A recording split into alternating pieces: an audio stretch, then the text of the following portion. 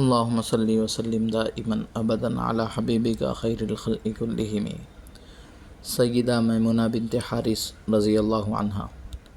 ماہ ذوالقعدہ 7 ہجری میں آپ صلی اللہ علیہ وسلم نے ان سے نکاح کیا، جبکہ عمرہ حدیبیہ کی قضاء کے لیے مکۃ المکرمہ تشریف لا رہے تھے۔ مقام شریف میں نکاح ہوا، واپسی میں عروسی بھی وہیں ہوئی اور وفات بھی اسی مقام پر 51 ہجری میں ہوئی۔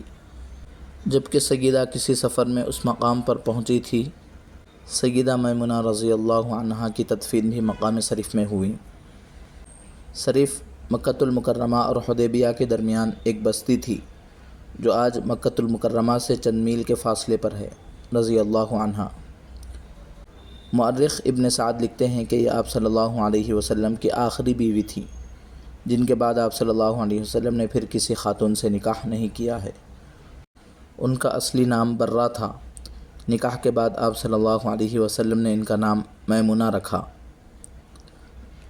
ملحوظہ: سوائے سیدہ خدیجۃ الکبریٰ رضی اللہ عنہا جو حجون جنت المعلیٰ مکۃ المکرمہ، اور سیدہ میمونہ رضی اللہ عنہا جو مقام شریف میں آسودہ خواب ہیں، تمام ازواج مطہرات مدینہ منورہ کے مقدس قبرستان جنت البقیع میں آرام کر رہی ہیں۔ اللہم تقبل اعمالہن وارفع درجاتہن فی جنات النعیم یا اکرم الاکرمین۔